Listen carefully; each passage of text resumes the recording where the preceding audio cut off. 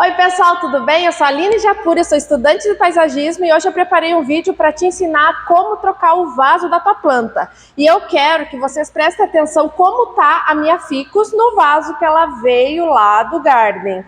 Nota como ela tá agora, que eu quero que vocês percebam o poder de um vaso novo na planta. O vaso que eu vou colocar nela... Tinha água dentro, acontece.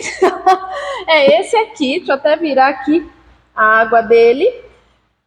Esse vaso que eu comprei na Shopee, tá? E eu quero que vocês prestem atenção que ele não tem furos embaixo. Ele, teoricamente, é um cachepô, mas a gente pode usar ele como vaso também, tá? O cachepô, lembrando, ele é o vaso, ele não tem furinhos embaixo, tá? O vaso, ele tem os furos para drenar a água, tá? Então, como ele não tem, eu vou fazer os furinhos nele, tá?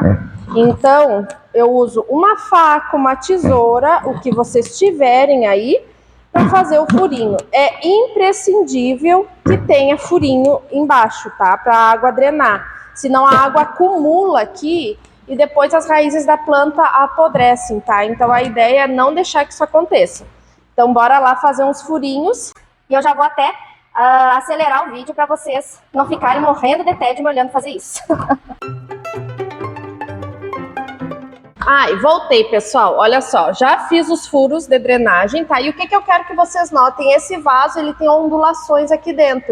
Só o furo aqui no meio eu não recomendo fazer, porque a água, quando o vaso ficasse... Ó, já tá funcionando o furinho.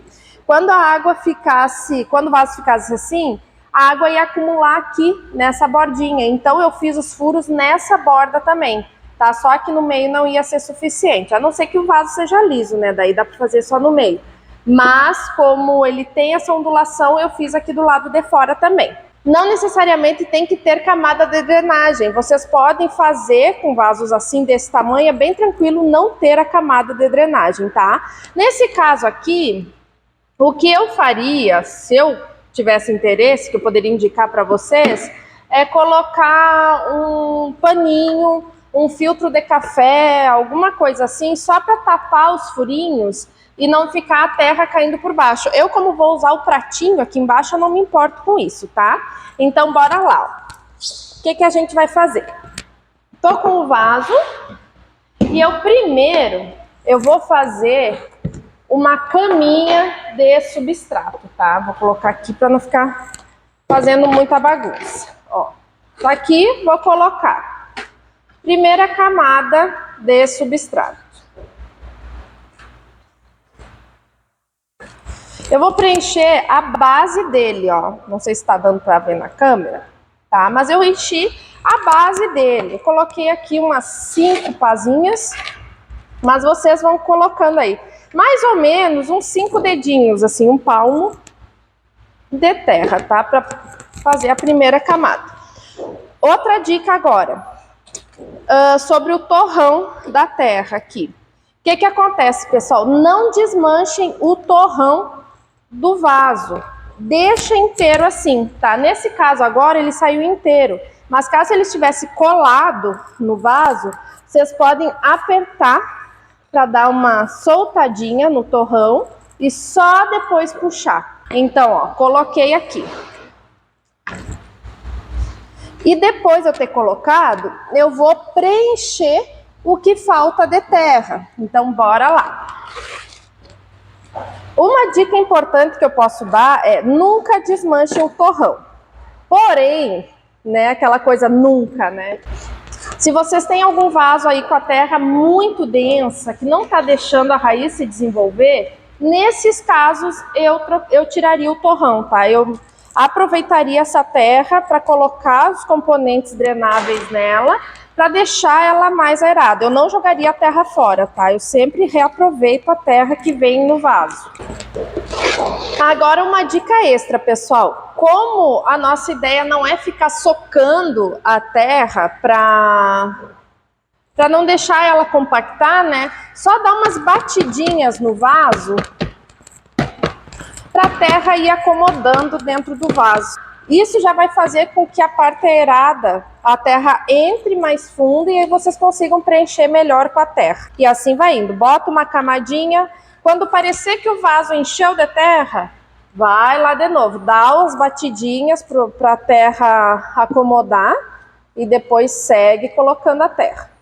Pode encher, pode colocar a terra até a boca dele, não tem problema, tá? Mas como eu moro em apartamento e eu vou precisar regar essa planta com maior frequência, eu acabo deixando mais ou menos meio centímetro para baixo, só para quando eu regar, a água não sair por cima do vaso, tá? Então, eu geralmente faço isso. Eu deixo um pouquinhozinho de espaço só para segurar a água dentro do vaso. Agora, uma dica extra. Cobrir a terra vai ajudar a terra não secar tão rápido.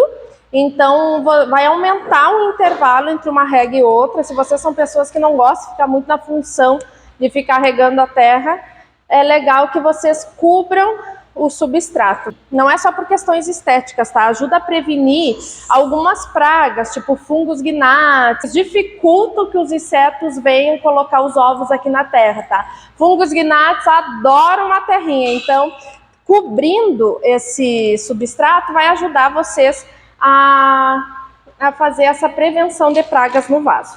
Eu aqui tenho casca de pinos polida, mas não precisa ser casca de pinos, pessoal. Pode ser argila expandida, que eu acho meio cara, tá?